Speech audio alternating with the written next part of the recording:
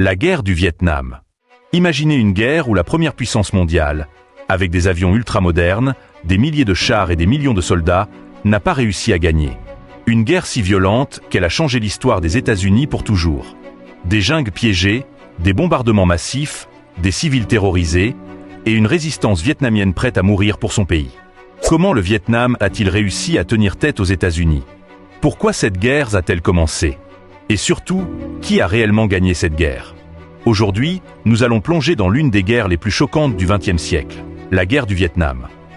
Mais avant de commencer, abonne-toi maintenant et active la cloche pour découvrir d'autres histoires incroyables qui ont marqué le monde.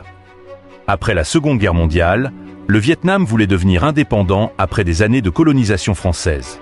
Mais très vite, le pays se retrouve divisé en deux parties. Au nord, le Vietnam du Nord, dirigé par Ho Chi Minh, soutenu par l'Union soviétique et la Chine communiste.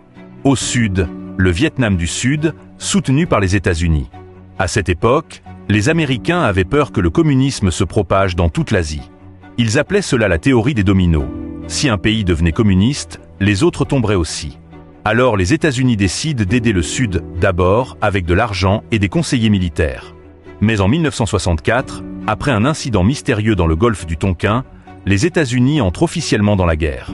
Très rapidement, des centaines de milliers de soldats américains sont envoyés au Vietnam. Les Américains pensaient gagner rapidement grâce à leur puissance militaire.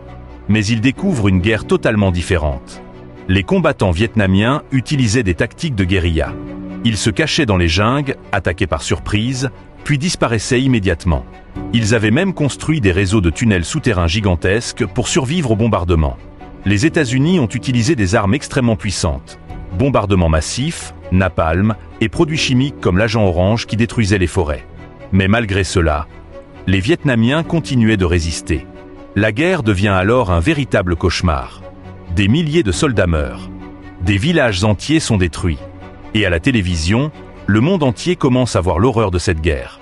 Aux États-Unis, des millions de personnes commencent à protester contre cette guerre qu'ils considéraient inutile et trop meurtrière.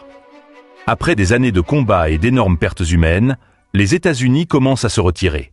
En 1973, un accord de paix est signé. Les soldats américains quittent progressivement le Vietnam. Mais la guerre n'était pas vraiment terminée. 2 ans plus tard, en 1975, le Vietnam du Nord lance une offensive finale. La capitale du Sud, Saigon, tombe entre les mains des communistes.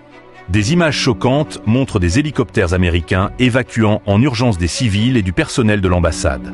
Le Vietnam est alors réunifié sous un gouvernement communiste. Guerre du Vietnam est considérée comme une